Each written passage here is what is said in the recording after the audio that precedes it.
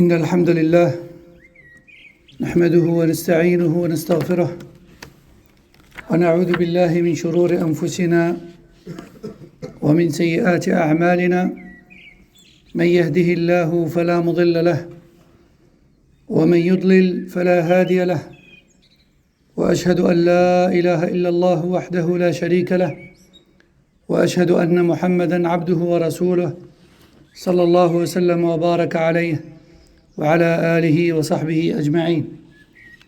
أما بعد،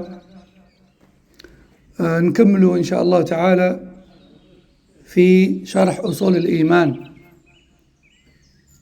وكنا وصلنا إلى الإيمان بالرسل، وقلنا بأن الرسل جمع رسول بمعنى مرسل، والمقصود هو كل إنسان أوحى الله إليه بشرع وأمر بتبليغه.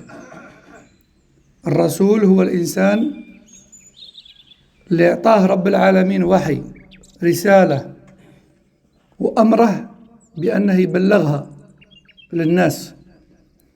وأول رسول نوح عليه السلام، وآخرهم محمد ابن عبد الله صلى الله عليه wasallam. Donc, nous étions arrivés à la fois aux messagers, avec S, prophète et messager. Et on a dit que le messager ou le prophète, les prophètes et les messagers sont des personnes à qui Allah tabaraka wa ta'ala a révélé un message avec pour ordre de le transmettre. Le messager, lui, reçoit un nouveau livre et un nouveau message et une nouvelle législation, tandis que le prophète, lui, reçoit en révélation le livre et la législation précédente. Un messager reçoit un nouveau message, tandis qu'un prophète rappelle à l'ordre. Le premier messager est Nuh alayhi salam, et le dernier est Muhammad sallallahu alayhi wa sallam. قلنا كذلك بأنه لم تخلو أمة من رسول بشريعة مستقلة إلى قومه أو نبي يوحى إليه بشريعة من قبله ليجددها، كما قال تعالى: ولقد بعثنا في كل أمة رسولا أن يعبدوا الله واجتنبوا الطاغوت. وقال أيضا سبحانه وتعالى: إنا أنزلنا التوراة فيها هدى ونور يحكم بها النبيون. إذن النبيون جمع نبي، وجاء أحد النبيون اللي جاءوا بعد موسى عليه السلام كانوا يحكموا بين الناس بنفس الكتاب اللي هو التوراة. إذن هذا هو الفرق بين الرسول والنبي. Aussi, nous avions dit qu'Allah subhanahu wa ta'ala a envoyé dans chaque peuple sur terre un messager afin de les inviter à l'adoration de leur créateur subhanahu wa ta'ala, seul, sans associé. Et à chacun de ces messagers-là, Allah a révélé un livre et une législation et un message particulièrement pour lui et son peuple. Car Allah a dit dans le Coran, ce qui a pour sens: nous avons envoyé dans chaque peuple,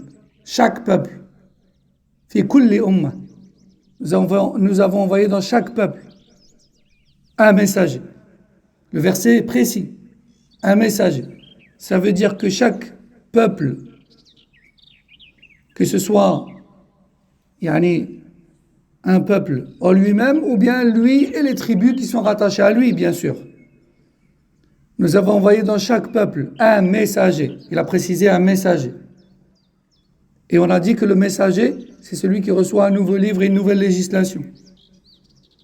Donc, il n'y a pas un peuple sur terre peu importe son époque, sans qu'il n'ait reçu un message destiné à lui et proprement à lui, avec un messager issu de lui-même, qui parlait leur langue à eux. Allah a dit, nous avons envoyé dans chaque peuple un messager, afin de les inviter à l'adoration d'Allah et à l'évitement des fausses divinités. Donc ça, c'est le messager.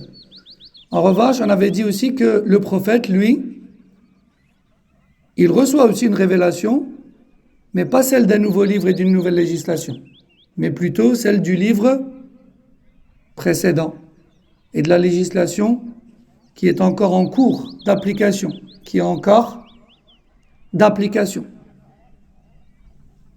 En fait, il vient rappeler à l'ordre, rappeler aux gens le message du messager juste avant lui. والرسل بشر مخلوقون ليس لهم من خصائص الربوبية والألوهية شيء وهذه ذكرناها أكثر من مرة وأن المعبود الرب والمعبود هو الله سبحانه وتعالى كما قال تعالى ذلك بأن الله هو الحق وأن ما يدعون من دونه هو الباطل. Les messagers sont des créatures. Ils ont des statuts de serviteurs et de messagers d'Allah. Et en aucun cas, ils ne méritent d'être élevés au-dessus de cela au rang de divinité. Dit autrement, ils ne méritent ni culte ni soumission. Ça, c'est le droit d'Allah, subhanahu wa ta'ala.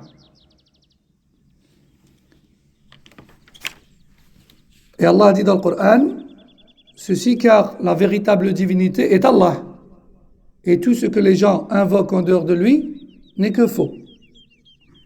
Et les prophètes et les messagers, comme on a vu juste avant, ils sont justement venus avec ce message-là. Nous avons envoyé dans chaque peuple un messager afin de leur dire « Adorez Allah seul et écartez-vous des fausses divinités ». C'est le message. C'est le message.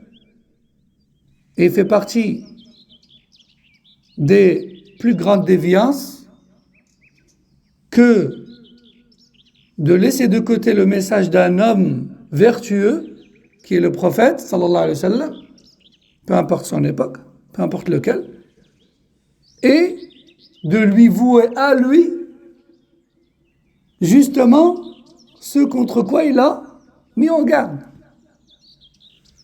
Le messager et le prophète, il vient au terrien pour les inviter au tawhid, qui est l'adoration d'Allah seul. Et puis ensuite, le shaitan, il fait un travail génération après génération en propageant l'ignorance et la mauvaise compréhension jusqu'au jour où il atteint son but, qui est de les pousser à adorer ce prophète-là et sa tombe en dehors d'Allah. Alors que le prophète-là, il est venu justement pour le contraire. Et le Coran est plein de versets qui parlent de cela. الإيمان بالرسل يتضمن 4 أمور. احنا قلنا بأن الإيمان بالأركان الستة، أركان الإيمان الستة قاع فيها 4 أمور، إلا الإيمان باليوم الآخر فيه 3 أمور. هذه سهلة مش تحفظها. الإيمان بالرسل يتضمن 4 أمور. الأمر الأول وهو الإيمان بأن رسالتهم حق من الله.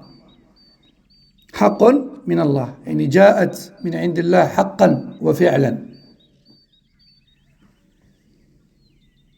الأمر الثاني الإيمان بمن علمنا اسمه منهم باسمه، مثل محمد وإبراهيم وموسى وعيسى ونوح وغيرهم عليهم الصلاة والسلام. الأمر الثالث تصديق ما صح عنهم من أخبارهم. أي حاجة، أي خبر ورد عن الأنبياء والرسل وهو صحيح نؤمن به. وإلا ما عرفتش إذا كانت هذه القصة صحيحة ولا كذب، تقول إن صحت فهي من إيماني وإن لم تصح فليست من إيمان. إلا ما عرفت قل أنا أؤمن بكل ما صح عنهم، بكل ما صح عنهم. والأمر الرابع العمل بشريعة من أرسل إلينا منهم، وفيما يخصنا حنايا هو شريعة محمد خاتم الأنبياء والرسل صلى الله عليه وسلم. إذن هذوهما الأمور الأربعة المقتضيات في الإيمان بالرسل.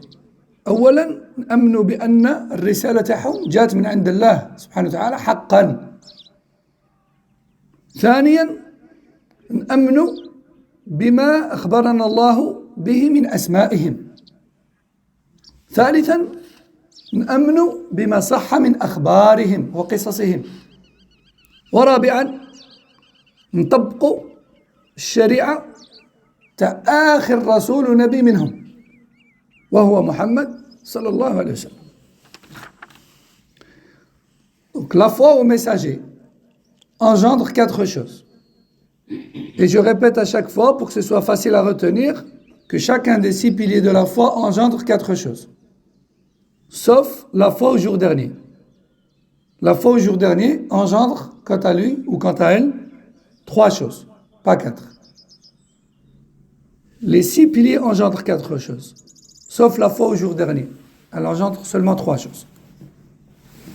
La foi au messager, alayhi salatu wassalam, engendre donc 4 choses. Premièrement, que leur message vient véritablement de la part d'Allah. Que leur message vient véritablement de la part d'Allah, subhanahu wa ta'ala. Ce n'est pas de l'imagination, ce n'est pas des mythes, ce ne sont pas des mythes, et ce ne sont pas de belles histoires que l'on raconte. Non. Leurs prophéties et leurs messages viennent véritablement de la part d'Allah. Tabaraka wa ta'ala. Numéro 2, nous croyons plus particulièrement en ceux dont on connaît les noms, tels que Mohammed, ou bien Ibrahim, ou encore Moussa, et Isa, et Nuh, et d'autres, alayhim salatu wassalam. Les 5 que je viens de citer, ce sont les principaux, que l'on surnomme Ulul Azm, min ar-Rusul, ceux qui ont mené leur mission de la meilleure des manières, et qu'Allah Azza wa Jal stipule le plus souvent dans le Coran. Mais on sait que dans les textes, Allah Jalla wa Ala nous en a cité environ 25. Si ma mémoire est bonne. Et nous croyons donc en tous les prophètes et les messagers, et plus particulièrement en ceux dont on connaît les noms. Et ceux dont on ne connaît pas les noms, on y croit quand même. On y croit quand même, même si on ne connaît pas leur nom. Numéro 3, nous croyons en tout ce qui est authentique parmi leurs histoires. Nous croyons en tout ce qui est rapporté authentiquement parmi leurs histoires. Et enfin, quatrièmement, nous appliquons la législation du dernier d'entre eux. Si on était à l'époque de Isa alayhi salam, eh bien pour être musulman et pleinement soumis à Allah, on aurait été dans l'obligation d'appliquer à la lettre le sharia de Isa alayhi salam. À l'époque de Moussa, pareil. À l'époque de Idriss, pareil. À l'époque de Shuaïb, pareil. Et à notre époque, le dernier messager en date est Mohammed, sallallahu alayhi wa sallam.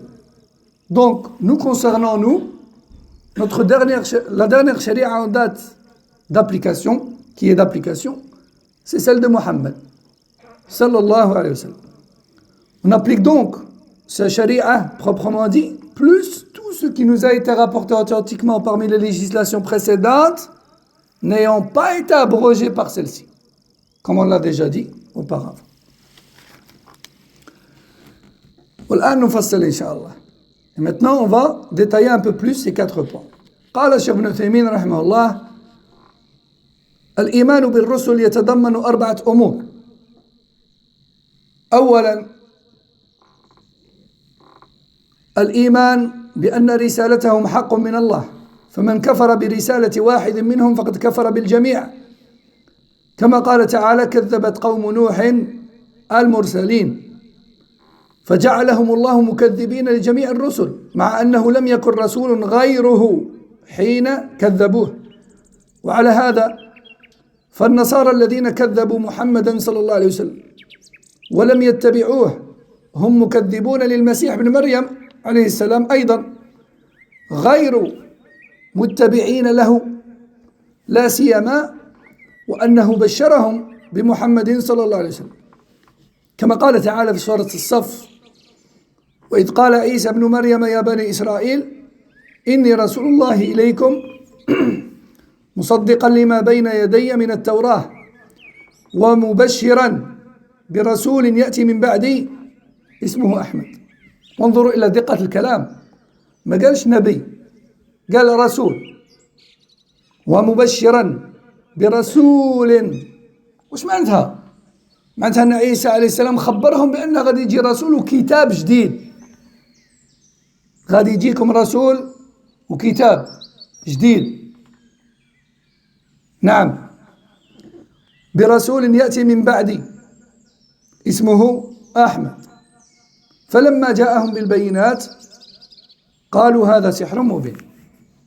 إذن بشرهم عيسى عليه السلام، ولا معنى لبشارتهم به إلا أنه رسول إليهم.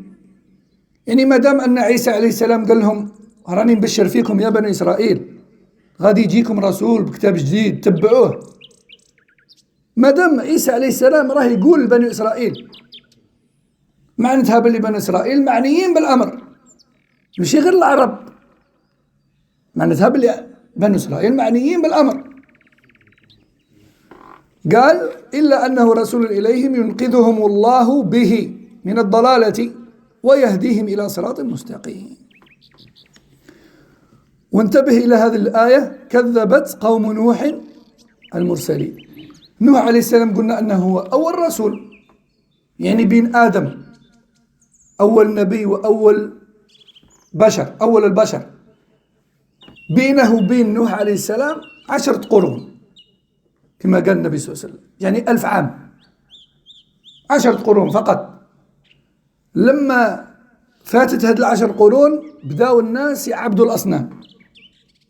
هذا الصنم هذا باسم سيدي فلان صالح، نديره بيني وبين ربي، قربني لربي تبارك وتعالى. هذا الصنم هذا باسم لاله فلانة صالحة قربني إلى الله. هذا الصنم هذا باسم صالح فلان، وهذا الصنم هذا باسم صالح فلان، إلى آخره. بدأوا يعبدوا في الأصنام اللي داروها بأسماء الصالحين: ود وسواع ويغوث ونصر، كما قال سبحانه وتعالى في سورة النوح. لما بدأوا يعبدوا الأصنام ويشركوا بالله عز وجل، أرسل لهم رب العالمين نوح عليه السلام كرسول ونبي، تسمى هو أول رسول. ومع ذلك وش قال رب العالمين؟ كذبت قوم نوح المرسلين. كيف هو أول رسول ومن الأولى ربي قال كذبوا المرسلين؟ لأن نوح عليه السلام جاء بالدعوة إلى التوحيد. وما دام أنك تقول مانيش مأمن بالرسالة تاع نوح، معناتها باللي ما راكش مأمن كذلك بجميع الرسالات اللي غادي يجوا من بعد، لأنهم نفس الرسالة في التوحيد كذلك. ولقد بعثنا في كل أمة رسول أن يعبدوا الله واجتنبوا الطاغوت. إذن الرسالات كلها على أصل واحد وهو التوحيد، ومن بعد الزيادة في الشرائع فقط. صلي هاك ما تصليش هاك، زكي هاك ما تزكيش هاك، حج هاك ما تحج هاك، هذه شرائع فقط. بصح الأصل العقيدة، عقيدة التوحيد. إذن هذا هو معنى كذبت قوم نوح المرسلين مع أنه هو أول رسول. هو أول رسول. Donc, croire au messager engendre 4 choses, on a dit. La première, croire au fait qu'ils sont tous véritablement venus de la part d'Allah. Tabaraka wa ta'ala. Tous, sans exception. Et celui qui renie le message d'un seul d'entre eux renie en réalité tous les messages et tous les prophètes et les messagers. Pourquoi? Parce qu'Allah Azza wa Jal nous a dit, comme on a dit juste avant, qu'il les a tous envoyés avec la même fondation, le même message, la même base. Nous avons envoyé dans chaque peuple un messager afin de leur dire « Adorez Allah seul » et délaisser les fausses divinités. Et celui donc qui rejette le message d'un seul d'entre eux rejette automatiquement tous les autres.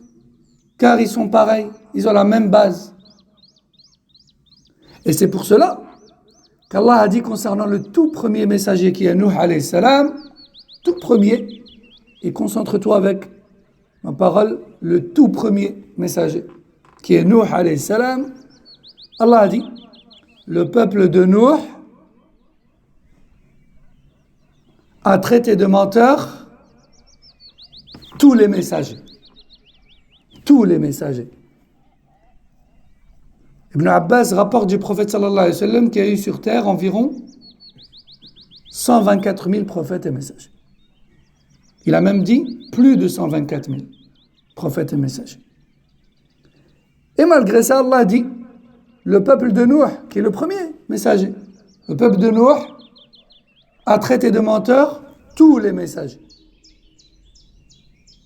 Pourquoi? Qui peut me répondre? Pourquoi? Les gens là-bas contre le mur. Pourquoi? Hein? Pourquoi? Ils ont refusé la vérité et ils ont refusé de croire à la vérité et d'adorer des statues. Mais pourquoi dire au premier messager tu mens revient à dire à tous les messagers jusqu'à la fin des temps vous mentez même si je ne les ai jamais vus? Ils ont remis le message principal. Parce que c'est le même message. Parce qu'ils ont tous le même message. Hein? Ils ont exactement tous le même message. An ya'budullaha wajtanibu at-taghut. Adorez Allah seul et écartez-vous des fausses divinités. Hada huwa. D'accord? Donc, rejeter un message revient à rejeter tous les messages, car ils ont le même contenu et la même base, qui est d'adorer Allah seul, subhanahu wa ta'ala. Et sur base de cela, par exemple, on peut affirmer que les Nasara, qui ont traité de menteur Mohammed sallallahu alayhi wa sallam, en prétendant rester sur la voie de Isa alayhi salam, sont en réalité, ou ont en réalité traité de menteur leur propre prophète et messager, qui est Isa alayhi salam. Parce que Isa alayhi salam leur a dit, je vous annonce, ô enfants d'Israël, que viendra après moi un messager qui s'appellera Ahmed.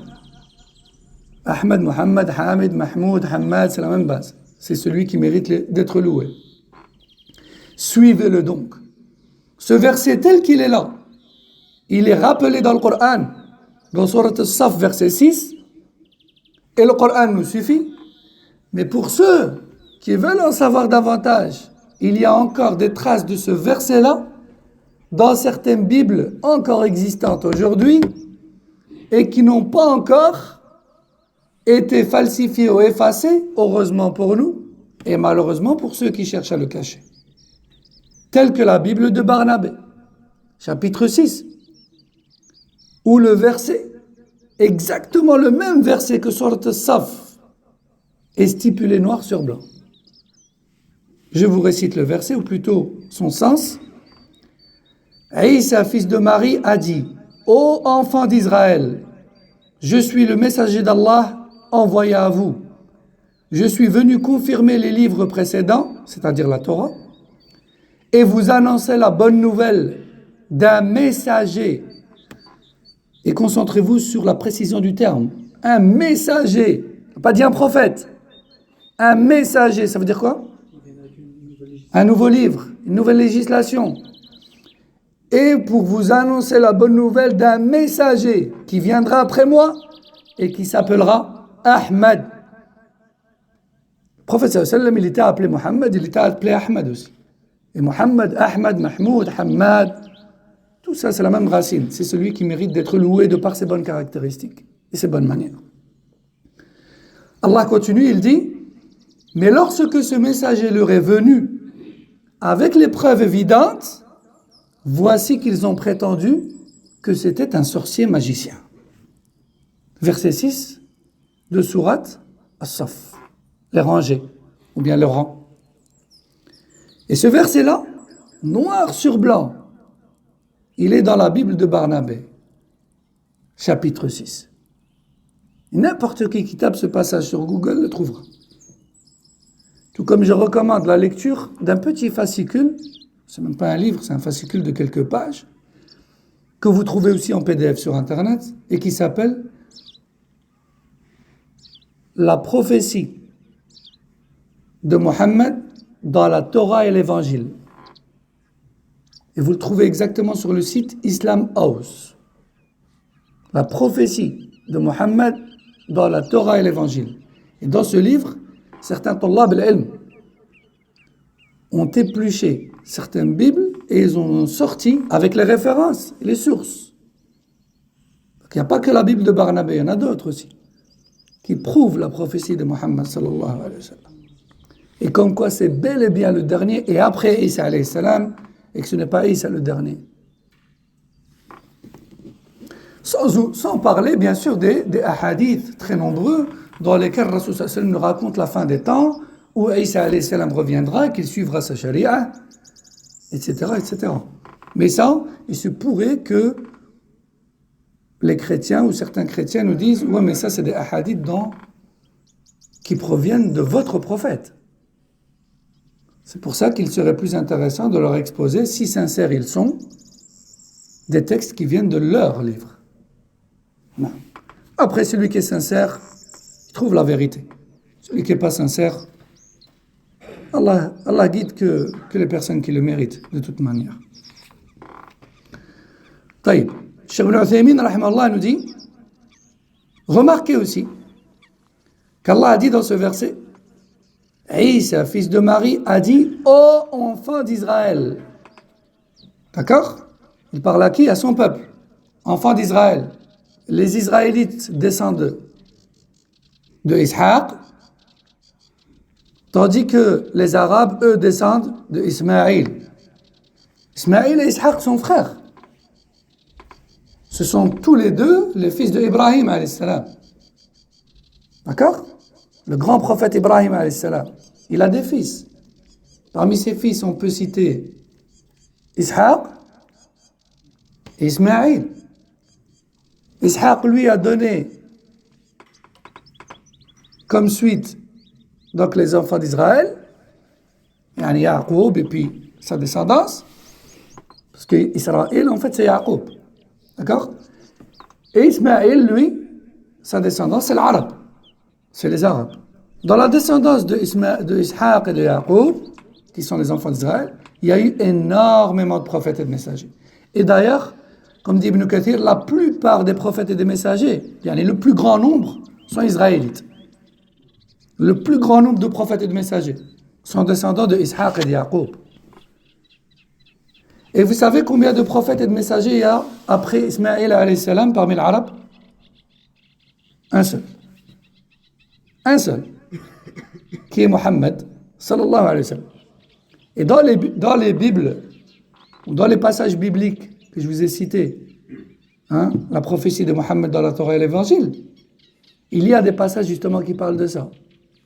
Et qui précisent que ce prophète-là fera son apparition dans la zone montagneuse de la Mecque et que c'est le prophète issu des Arabes. Le prophète issu des Arabes. Ce n'est pas l'un des prophètes issus des Arabes. Leur propre livre stipule qu'il y en a un seul, Donc on ne peut même pas le confondre. Il y en a un seul, et c'est lui. Donc, Cheikh Ibn Uthaymin nous dit, remarquez qu'il a dit, ô enfants d'Israël, je suis messager d'Allah, envoyé à vous. Et Isa alayhi salam, il est envoyé avec quel livre? L'Injil, l'évangile. Donc il est en train de leur dire, je suis venu à vous avec un livre, une législation, certes. Musaddiqan lima bayna yaday. Ce nouveau livre et cette nouvelle législation qui est l'évangile, elle-même, elle est venue confirmer le livre et le message juste avant. Minat Tawrat, qui est le livre de la Torah. Donc il est en train de leur rappeler que le livre que je vous ai apporté et que vous suivez, il est venu abroger un autre livre juste avant. Il n'y a rien d'étrange dans le fait qu'il y a un nouveau livre qui abroge un autre livre. Et vous n'êtes pas mécréants en suivant le nouveau livre. Vous suivez la suite. D'accord? Et après, il dit, et je vous annonce la bonne nouvelle. Donc c'est une bonne nouvelle à la base. Un messager. Et là aussi, le verset est très précis. Il n'a pas dit un prophète. Il a dit un messager. Ça veut dire qu'Isa alayhi salam, il est déjà à cette époque-là en train de leur dire qu'il y aura après lui encore un nouveau messager avec un nouveau livre et une nouvelle législation qui, de ce fait, inévitablement abrogera certaines choses de la législation d'Isa alayhi salam. Donc tout était clair. Hein? Allah continue et dit, un messager, je vous annonce la bonne nouvelle d'un messager après moi qui s'appellera Ahmad, et lorsque ce messager leur est venu avec les preuves évidentes, voici qu'il l'accuse d'être un magicien évident. D'accord? Cheikh Ibn Uthaymin nous dit, donc, lorsqu'Allah ordonne à son messager Isa alayhi salam de dire tout ça à son peuple, Banu Israël, qui ne sont pas arabes, ça veut dire qu'il est en train de leur dire que le messager qui viendra après, qui est Mohammed sallallahu alayhi wa sallam, et son livre qui est le Coran, et sa sharia, elle vous concernera aussi. Elle vous concernera, Banu Israël, vous aussi. Ce sera la sharia de tout le monde, pas juste des Arabes. L'humanité tout entière. Et non pas comme ils le prétendent aujourd'hui en disant « Oh mais Mohammed c'est le prophète des Arabes. Nous on a nos prophètes qui sont les Israélites. » Non, ça c'était avant l'envoi de Mohammed sallallahu alayhi wa sallam. Chaque prophète et messager était envoyé spécifiquement à son peuple. Mais le meilleur pour la fin, et le dernier d'entre eux, alayhi salatu wassalam, lui, il est pour tout le monde. Comme on va le voir juste après, Inch'Allah ta'ala. Donc, premier point, on a dit, leur message vient véritablement de la part d'Allah. Le premier étant Nuh alayhi salam et le dernier étant Muhammad sallallahu alayhi wa sallam. الأمر الثاني الإيمان بمن علمنا اسمه منهم بمن علمنا اسمه منهم وأما من لم نعلم اسمه منهم فنؤمن به إجمالا كما قال تعالى ولقد أرسلنا رسلا من قبلك منهم من قصصنا عليك ومنهم من لم نقصص عليك. إذن ربي تبارك وتعالى خبرنا ببعض الأسماء وكاين واحد اخرين ما خبرناش بهم احنا نأمنوا بهم كاع بصح اللي خبرنا بأسمائهم والله هو الحكيم العليم. كاين حكمة مادام خبرنا بالأسماء تاع بعضهم معنى ذلك أن فيها حكمة احنا نأمنوا بهذه الأسماء هذو. Deuxièmement, nous croyons, donc bien que nous croyons en tous les prophètes et les messagers, nous croyons encore plus et plus particulièrement en ceux dont on connaît les noms. Allah Jalla wa Ala nous a ordonné de croire en tous les prophètes et les messagers. Mais s'il nous a donné 25 noms parmi eux, c'est qu'il y a une sagesse en cela. Et donc, nous croyons en fait qu'il y a une sagesse en cela, et nous croyons plus particulièrement en ces 25-là. Parmi eux, nous avons les principaux, à savoir Mohammed sallallahu alayhi wa sallam, Ibrahim, Moussa, Isa et Nuh alayhim salatu wassalam, que l'on surnomme Ulul Azmi min ar-Rusul. Ceux qui ont mené leur mission de la meilleure des manières. Et ce sont ceux qui sont le plus souvent cités dans le Coran ou le Sunna. Quant à ceux dont on ne connaît pas les noms, on y croit de manière générale, sans en rejeter aucun. Allah dit dans le Coran ce qui a pour sens. Il dit au prophète sallallahu alayhi wa sallam: j'ai envoyé des messagers avant toi. Je t'ai raconté les histoires de certains d'entre eux et pas d'autres. Allah dit au prophète sallallahu alayhi wa sallam: j'ai envoyé des messagers avant toi. Je t'ai informé sur certains d'entre eux et pas d'autres. On ne peut pas faire plus clair. الأمر الثالث تصديق ما صح عنهم من أخبارهم. هذه سهلة ما فيهاش تفصيل. يعني أي قصة من قصص الأنبياء وردت وهي صحيحة وما كانش في القرآن والسنة حاجة تخالفها وتكذبها أمنوا بها. هذا هو المعنى. وقد قال صلى الله عليه وسلم: حدثوا عن بني إسرائيل ولا حرج. يعني في القصص والأخبار ما دام هذه القصص والأخبار ما فيهمش مخالفات شرعية أو ما كانش نصوص تخالفها وتكذبها. Troisièmement, nous croyons en toutes les histoires rapportées authentiquement de ces prophètes et de ces messagers-là. Je répète, en tant que musulmans, on croit en toutes les histoires des prophètes tant qu'elles sont authentiques. Tant qu'elles sont authentiques. Comment savoir si elles sont authentiques?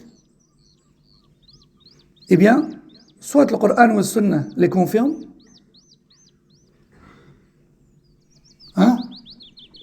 directement ou indirectement, soit le Coran ou le Sunna va venir raconter le contraire, donc on met de côté cette histoire et on est à présent sûr qu'elle est fausse. Soit le Coran ou le Sunna n'en parle pas, et à ce moment-là, Allahu a'lam, il est dit que. Et si c'est vrai, alors j'y crois. Si c'est pas vrai, Allah, dans ce cas-là, j'y crois pas. D'accord? Donc le point numéro 3, c'était quoi? Croire en leurs histoires authentiques. الأمر الرابع العمل بشريعة من أرسل إلينا منهم وهو خاتمهم محمد صلى الله عليه وسلم المرسل إلى جميع الناس كما قال تعالى: فلا وربك لا يؤمنون حتى يحكموك فيما شجر بينهم ثم لا يجدوا في أنفسهم حرجا مما قضيت ويسلموا تسليما. والآيات في هذا كثيرة كما قال تعالى في سورة الأنبياء: وما أرسلناك إلا رحمة للعالمين. وقال جل وعلا: قل يا أيها الناس إني رسول الله إليكم جميعا. جميع الناس، ما قالش العرب ولا العجم. وقال تعالى: وما أرسلناك إلا كافة للناس بشيرا ونذيرا.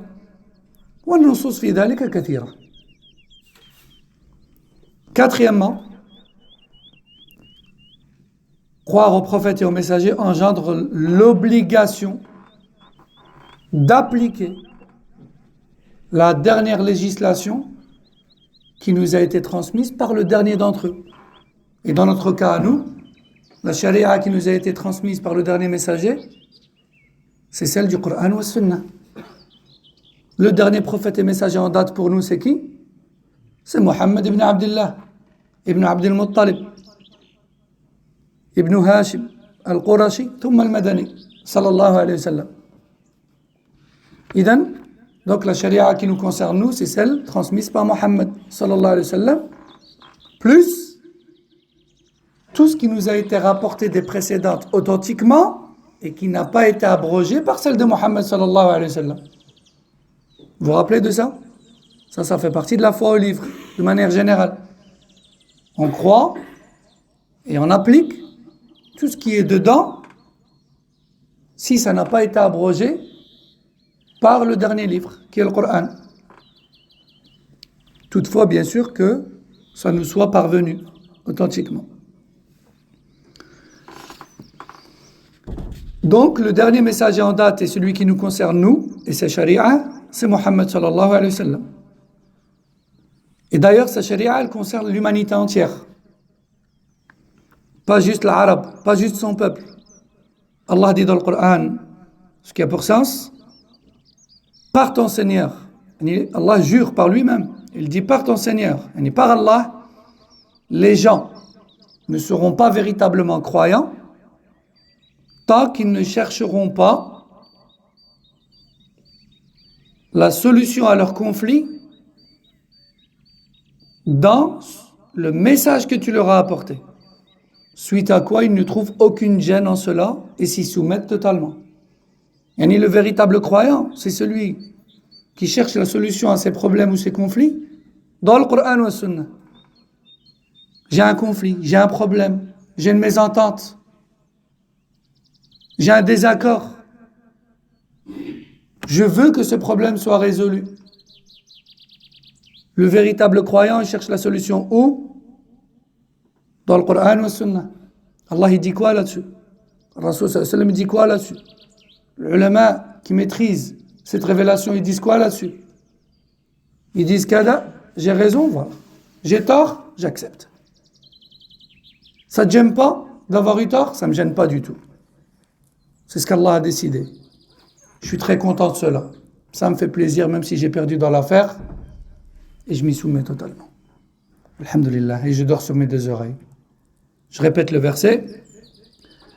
Par ton Seigneur, ils ne seront pas véritablement croyants tant qu'ils ne te demanderont pas, ô toi, le messager, de régler leur conflit. Suite à quoi, ils ne trouveront aucune gêne en cela, en ce que tu as décidé, et s'y soumettront totalement. Donc c'est ça l'iman. Après, certes, à notre époque, on est à une époque, et les musulmans sont à une époque, et ils vivent aujourd'hui dans différentes contrées du monde, où l'iman et la loi d'Allah n'est pas toujours en rendez-vous. Donc oui, c'est vrai que parfois, officiellement, on doit faire certaines démarches, officiellement et administrativement. Parfois, il n'y a pas le choix. Mais au-dessus de cela, et derrière cela, le mu'min, ce qui compte le plus pour lui dans son cœur, et ce qui a le dernier mot à ses yeux, c'est la volonté d'Allah Jalla wa Ala. Et si après, lui, il y a cette justice qui n'est pas régie selon la loi d'Allah et face à laquelle il ne peut rien faire, d'accord? Parce qu'il n'est pas au pouvoir. Il n'a pas de pouvoir décisionnel, comme on dit. Mais peu importe le verdict, lui, il le compare à la loi d'Allah Jalla wa Ala. C'est conforme à ce qu'Allah et son messager disent, alhamdulillah, je l'accepte et je l'applique parce que c'est ce qu'Allah et son messager auraient dit de toute manière. C'est contraire, je ne peux rien faire, parce que de toute manière, ça vient d'une certaine autorité, mais au fond de moi, je considère que c'est une contradiction. Et si la partie adverse a la même foi que moi, et qu'on parvient à se mettre d'accord sur un autre arrangement, alhamdulillah. Si pas, alors je respecte ce verdict-là, je ne pars pas en conflit, et j'aurai fait ce qu'Allah m'a demandé. C'est-à-dire de considérer dans mon cœur ce qui est bon comme étant bon, ce qui ne l'est pas comme ne l'étant pas. Comme a dit le prophète sallallahu alayhi wa sallam. C'est le maximum qu'un croyant puisse faire, parfois dans certaines situations. Car tout le monde n'a pas le pouvoir. Mais de là à aller semer le désordre et mettre le trouble dans la société, non.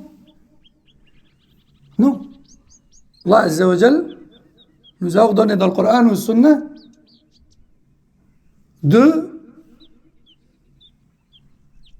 respecter nos limites et de ne pas aller au-delà des limites. Ça ne sert à rien de tenter d'aller à l'encontre de l'autorité mise en place. Le mu'min, il a des limites dans son champ d'action. Et Allah dit dans le Coran, لا يكلف الله نفسا إلا وسعها. Allah ne charge pas une personne au-dessus de ses capacités. Tu fais autant que tu peux. Quand la limite arrive, tu te dis خلاص. قدر الله ما شاء فعل. لا يكلف الله نفسا إلا وسعها. J'arrive à ma limite. Au-delà de ça, c'est Allah qui s'en charge. Pas de pouvoir, moi. Est-ce que tout le monde a compris cette mas'ala? Ça, c'est très important. Et ça, c'est la vision des choses chez les gens de la Sunna. Contrairement aux extrémistes, parmi le Khawarij et d'autres, qui non seulement sèment le trouble dans les pays musulmans, mais également dans les pays non musulmans. Hein? Non seulement ils ne sont pas chez eux, mais en plus de ça, ils cherchent à imposer aux non-musulmans et aux États et aux pouvoirs non-musulmans leur propre opinion, qui n'est parfois même pas celle que l'islam dicte. On n'agit pas comme on veut. Il y a des règles, il y a des lois, il y a des limites. L'insan, il reste dans le juste milieu qu'Allah Azza wa Jalla a imposé dans le Coran et le Sunna. Donc, Cheikh Ibn Uthaymin nous a dit, le quatrième point engendré par la foi aux prophètes et aux messagers, c'est l'obligation d'appliquer la législation du dernier messager en date. Et nous concernant nous, eh bien c'est celle de Muhammad sallallahu alayhi wa sallam. Et Muhammad sallallahu alayhi wa sallam a été envoyé à l'humanité entière, pas seulement aux Arabes. Allah dit dans le Coran, Surat Al-Anbiya, verset 107, qui a pour sens, nous t'avons envoyé, ô Muhammad, qu'en guise de miséricorde pour l'univers. On n'a pas dit les Arabes, l'univers, humain et djinn, et même d'autres créatures qu'Allah seul connaît. Lil alamin, pour l'univers, les mondes. Surat Al-A'raf, verset 157, il dit aussi ce qui a pour sens. Dis-leur, ô Muhammad, ô vous les gens, il n'a pas dit les Arabes, il a dit ô vous les gens, tous les gens. Je suis le messager d'Allah pour vous tous. Ou encore dans Surat Saba, verset 28, qui a pour sens, nous t'avons envoyé, ô Muhammad, qu'en tant qu'annonciateur et avertisseur pour l'humanité tout entière. Kaffatan linnas, pour l'humanité tout entière. Pas de différence. Tout le monde est concerné. Arabes et non-arabes, blancs, noirs, jaunes, asiatiques, africains, européens, tout le monde. Donc, je répète une dernière fois, al-iman bil-rusul yatadamman arba'at umur, al-iman bi anna risalatahum haqqun min Allah, al-iman bima alimna ismahu minhum, bismihi, تصديق ما صح عنهم من أخبارهم والعمل بشريعة من أرسل إلينا منهم. Comme cela, donc je répète une dernière fois, croire aux messagers, ça engendre 4 choses. Retenez ça, mes frères et sœurs. On est des mu'minoun, des musulmans, on ne peut pas ignorer ça. C'est ce qui fait de nous ce qu'on est. Mais si tu ne sais pas, qu'est-ce que ça veut dire croire en Allah, croire en ses anges, croire aux livres, croire aux prophètes et messagers, etc. Mais qu'est-ce qui fait de toi un croyant alors? À quoi tu penses à longueur de journée en te disant je suis musulman, mu'min, je dois faire ça, je ne dois pas faire ça, parce que ceci, parce que cela. Qu'est-ce que tu as en tête alors? Qu'est-ce qui fait de toi ce que tu es ou ce que tu proclames être? Si tu ne sais pas ce que ça veut dire, croire aux prophètes et aux messagers. Numéro 1, ça signifie que tu crois que leur message leur est véritablement venu de la part d'Allah. C'est pas des fables ou des histoires qu'on raconte. Numéro 2, tu crois plus particulièrement encore en ceux dont on connaît les noms. Numéro 3, tu crois en leurs histoires authentiquement rapportées. Et enfin, numéro 4, tu t'engages à appliquer la charia du dernier d'entre eux, qui est Muhammad sallallahu alayhi wa sallam, qui a été envoyé pour l'humanité entière cette fois-ci, et pas uniquement son peuple, qui sont les Arabes. Y a-t-il des questions sur l'imam bil-anbiya wal-rusul, sur la foi? هل هناك أسئلة فيما يخص الإيمان بالأنبياء والرسل? Y a-t-il des questions sur ça, sur la foi aux prophètes et messagers? Fadda. Il y a des personnes qui n'ont pas reçu le message parmi certains peuples ou pas? Naam. Alors, les gens qui n'ont pas reçu de message parce qu'ils ont vécu à une époque et dans une zone géographique où il n'y a pas eu de prophètes et de messagers, le prophète sallallahu alayhi wa sallam les a surnommés Ahlul Fatra. Ahlu al-Fatra, qu'on peut peut-être traduire, Wallahu a'lam, par les gens ayant vécu dans une période particulière. Et ces gens-là, le prophète sallallahu alayhi wa sallam nous a dit, Yawm al-Qiyamah, quand l'humanité sera ressuscitée pour le jugement, eh bien Allah tabaraka wa ta'ala leur exposera le message à eux, particulièrement, à eux seuls, et leur donnera la possibilité d'accepter le message ou de le refuser. Alors il se pourrait qu'une personne se dise, ouais mais ce jour-là, khlas, tout le monde a compris. Et la réponse est simple, c'est qu'Allah est capable de tout. Allah ala kulli shay'in qadir. Il se peut qu'il leur enlève la conscience de ce jour-là et de ce qui se passe ce jour-là, et qu'il leur donne le libre arbitre et leur volonté pleine sans voir le reste de Yawm al-Qiyamah. Rasul sallallahu alayhi wa sallam nous a informé que donc ce jour-là, ils auront la possibilité de choisir et leur jugement sera en fonction de leur choix. Et ils rejoindront par la suite les gens du paradis ou les gens de l'enfer. Est-ce que j'ai répondu à ta question? Ils feront finalement partie de ces peuples-là. Parce que forcément, s'ils ont vécu dans une période et dans une zone où il n'y a pas eu de prophète, ben, il y a certainement eu un prophète et messager juste avant eux ou juste après eux dans ce peuple-là. Tu comprends? C'est juste qu'eux, ils étaient dans une fatra, dans une période particulière, où ils n'ont pas croisé de prophète ni de messager. Tu comprends? Donc d'une manière ou d'une autre, ce sont des descendants ou des ascendants du peuple qui a reçu, lui, un prophète et messager. D'accord? Hadaou. Y a-t-il d'autres questions sur l'imam bil Rasul wal Anbiya? Parmi les religions qui ont été envoyées, est-ce que tout le monde a reconnu le prophète Mohammed?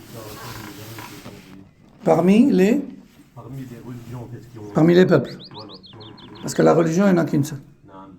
Est-ce qu'ils ont tous reconnu le prophète de dernier, Mohammed sallallahu alayhi wa sallam? Non, pas tous. Beaucoup ont reconnu et beaucoup ont rejeté. Et même parmi Banu Israël, attention, c'est vrai qu'Allah Jalla wa Ala nous parle beaucoup de ceux qui ont mécru en Mohammed sallallahu alayhi wa sallam, mais il nous parle aussi de ceux qui ont cru, notamment dans Surat al-Baqarah. Et quand on arrivera à tafsir Surat al-Baqarah, on verra qu'Allah Jalla wa Ala est très juste, parfaitement juste, car il parle de ceux qui ont rejeté le message parmi Banu Israël, Yahoud et Nasara, mais il parle aussi des grands pieux et vertueux parmi eux qui ont accepté le message et qui ont même pleuré en l'entendant pour la première fois. Naam. Ils étaient sincères, en fait. Bien sûr. Naam, on verra. Il y a même des versets où Allah nous raconte certaines de leurs paroles. Lorsqu'ils disent « Et qu'avons-nous donc à ne pas croire en ce message alors qu'il nous vient de la part d'Allah et qu'il confirme ce sur quoi nous étions ?» Donc oui, il y a eu des croyances. طيب. Il reste combien de temps? طيب. الإيمان باليوم الآخر. الإيمان باليوم الآخر. Donc, le cinquième et avant-dernier pilier de la foi, c'est la foi au jour dernier. اليوم الآخر هو يوم القيامة. اليوم الآخر هو يوم القيامة. وهو اليوم الذي يبعث الناس فيه للحساب والجزاء. علاه سماه رب العالمين اليوم الآخر؟ لأنه آخر يوم تاع العمل والتعبد. يعني بعد ذلك اليوم كاين جنة والنار. يعني ما بقاتش أيام العمل وأيام التعبد وأيام التدين، ما بقاتش. قال الشيخ العثيمين: سمي بذلك لأنه لا يوم بعده حيث يستقر أهل الجنة في منازلهم وأهل النار في منازلهم. Le jour dernier s'appelle le jour dernier parce qu'il n'y a plus de jours d'œuvres et d'actions comme on les connaît aujourd'hui. C'est le dernier jour parce que c'est le dernier jour d'épreuve. C'est le dernier jour d'épreuve. Après ce jour-là, il y a un jugement et chacun finit soit au paradis, soit en enfer. Et c'est tout après. Il n'y a plus de jours d'épreuve. Il n'y a plus d'action. Il n'y a plus de religiosité quotidienne dans le but d'accéder au paradis et d'éviter l'enfer. C'est pour ça que ça s'appelle le jour dernier. Sous-entendu, le dernier jour de mise à l'épreuve. De mise à l'épreuve. والإيمان باليوم الآخر يتضمن كم؟ ثلاثة أمور. الإيمان بالبعث. أولا الإيمان بالبعث يعني أن رب العالمين غادي يحيينا بعد الموت باش يحاسبنا. هذه أول حاجة. ثانيا الإيمان بالحساب والجزاء. غادي يحاسبنا ويجازينا. يجازينا على الأعمال الصالحة بالحسن ويجازينا على السيئات بالسيء أو يغفر لنا.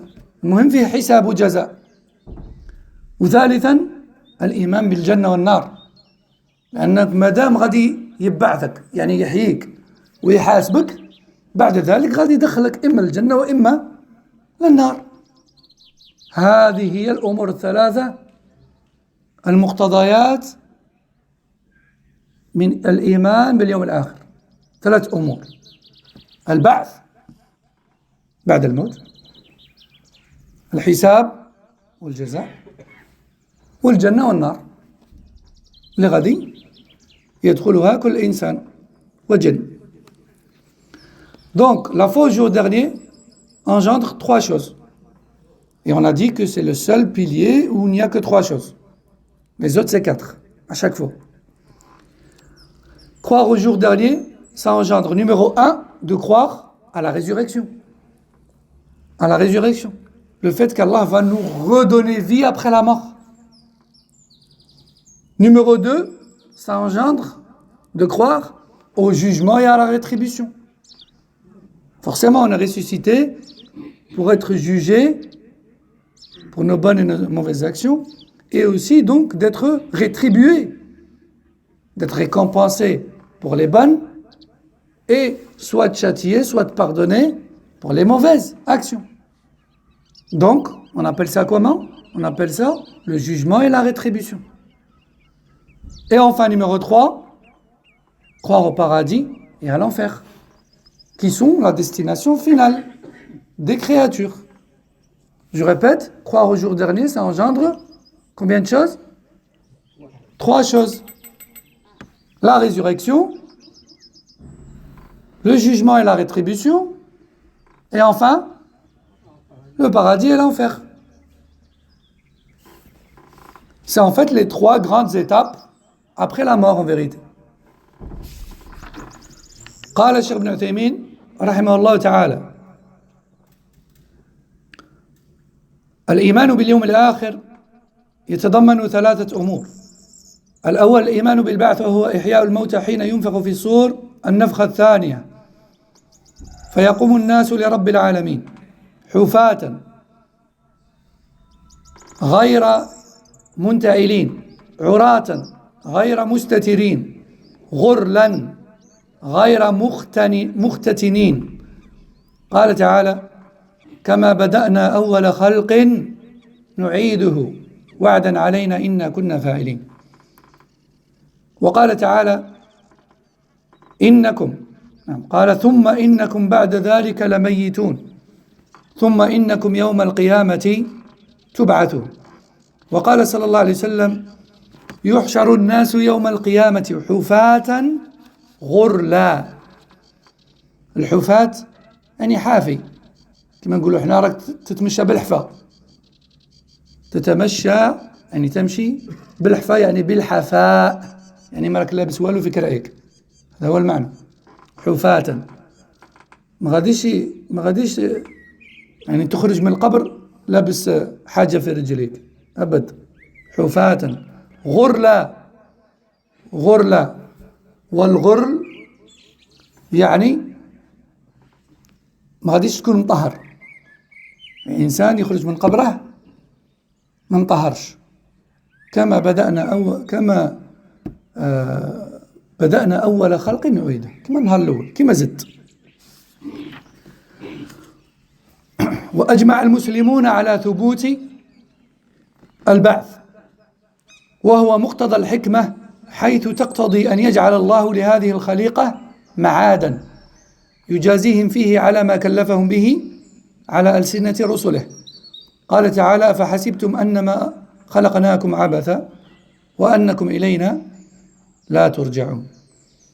يعني أكيد أن فيه حساب وجزاء. يعني ليس من مقتضى حكمة الله أنه يخلق ويرسل الأنبياء والرسل وينزل الكتب ويشرع يعني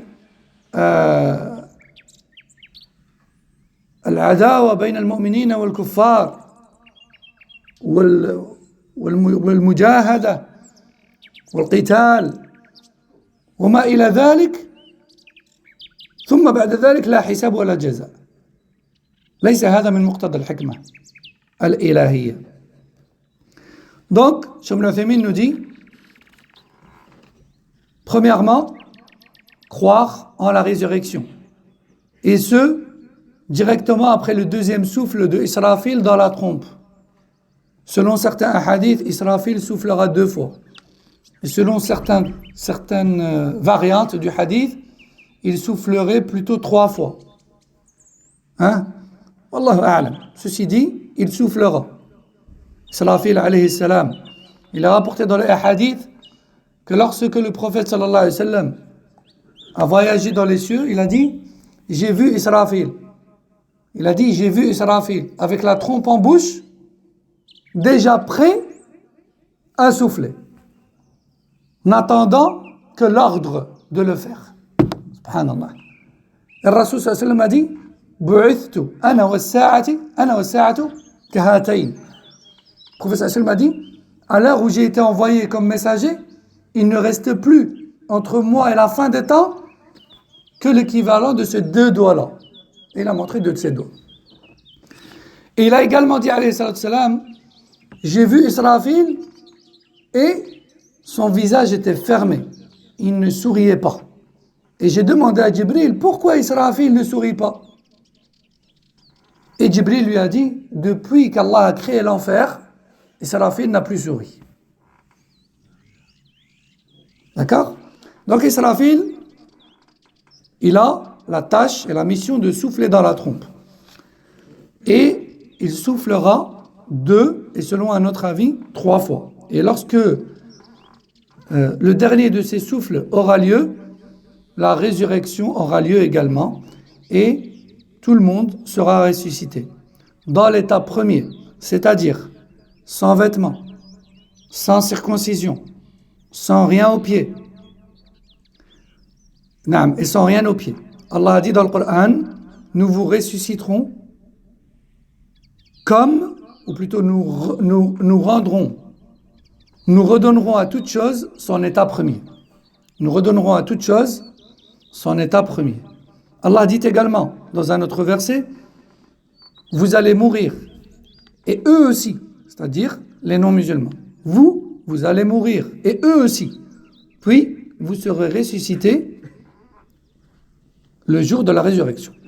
Le prophète sallallahu alayhi wa sallam a aussi dit: les gens seront ressuscités avec les pieds nus et le sexe non circoncis. Rapporté par le Bukhari et Muslim. D'ailleurs, les musulmans sont unanimes sur la véracité de la résurrection. Et ceci est une évidence, d'ailleurs. C'est une évidence de la sagesse d'Allah tabaraka wa ta'ala. Allah qui a tout créé. Allah qui a créé l'humanité, qui a fait descendre les livres, envoyé les prophètes et messagers. Il a prédestiné un affrontement entre la foi et le rejet de celle-ci, du début à la fin des temps, pour à la fin, pas de jugement ni de rétribution, c'est contraire à la sagesse d'Allah tabaraka wa ta'ala, qui a toujours un but dans les choses. Allah dit d'ailleurs dans le Coran, sorte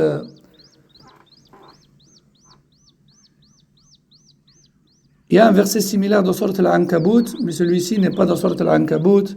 Allah dit ce qui a pour sens: croyez-vous que nous vous avons créé sans but et que vous ne reviendrez pas vers nous? Le prophète sallallahu alayhi wa sallam dit aussi, Allah azza wa jal dit à son prophète sallallahu alayhi wa sallam dans le Coran, ce qui a pour sens: celui qui t'a révélé le Coran va te ressusciter. Celui qui t'a révélé le Coran va te ressusciter. Donc ceci était le premier point engendré par la foi au jour dernier, à savoir croire en la résurrection. Numéro 2, croire au jugement et à la rétribution. Croire au jugement et à la rétribution. Al-iman bil-hisab wal-jaza. Qala ta'ala: inna ilayna iyabahum thumma inna alayna حسابهم. وقال تعالى: من جاء بالحسنة فله 10 أمثالها ومن جاء بالسيئة فلا يجزى إلا مثلها وهم لا يظلمون. Donc deuxième point, croire au jugement et à la rétribution. Allah dit dans le Coran, ce qui a pour sens: c'est vers nous que les gens reviendront et c'est à nous qu'incombera leur jugement. C'est-à-dire, ils vont revenir vers moi et je vais les juger. C'est ça qu'il est en train de nous dire dans le Coran. Il dit également dans un autre verset, ce qui a pour sens: quiconque revient vers Allah avec une bonne action, il sera récompensé avec 10 fois son équivalent. Tandis que celui qui revient vers Allah avec un péché ne sera rétribué qu'en fonction ou qu'à hauteur d'un seul péché. Et nul ne subira d'injustice. Et nul ne subira d'injustice. Et ça, on en avait déjà parlé. Dans la foi au nom et attribut d'Allah. On a dit qu'Allah Azza wa Jal, il est bienfaisant et miséricordieux, et il est aussi juste, parfaitement juste. Que lorsqu'il récompense ou rétribue, c'est par sa bienfaisance, et que lorsqu'il châtie, c'est de par sa justice. Subhanahu wa ta'ala. Point numéro 3, al-imanu bil jannati wan nar. Point numéro 3 et le dernier, al-imanu bil jannati wan nar. Wa annahuma al-ma'al al-abadi lil khalq. دار النعيم التي أعدها الله للمؤمنين والنار التي هي دار العذاب التي أعدها الله للكافرين. Et enfin, point numéro 3, croire au paradis et à l'enfer. Le paradis qui est la demeure définitive et éternelle pour les croyants, et l'enfer qui est la demeure définitive et éternelle pour les non-croyants. ويلتحق بالإيمان باليوم الآخر الإيمان بكل ما يكون بعد الموت. الإيمان بكل ما يكون بعد الموت كفتنة القبر مثلا وعذاب القبر ونعيمه والميزان والصراط والحوض وغير ذلك من أمور الآخرة. Enfin, on termine en disant, fait partie de la foi au jour dernier aussi le fait de croire en tout ce qui nous a été rapporté parmi les choses qui auront lieu après la mort, telles que l'épreuve de la tombe, l'épreuve de la tombe, le châtiment et les délices de la tombe, résurrection, jugement, châtiment, récompense, la balance de Yawm al-Qiyamah, le pont dressé sur l'enfer, le bassin du prophète sallallahu alayhi wa sallam, la vision d'Allah pour les croyants, etc., etc., parmi tout ce qu'il y aura dans l'au-delà. Tout ça, ça fait partie de l'imam bil yawm al-akhir. Croire en l'au-delà et au jour dernier. هذا والله أعلم وصلى الله وسلم على نبينا محمد وعلى آله وصحبه أجمعين. السلام عليكم ورحمة الله وبركاته.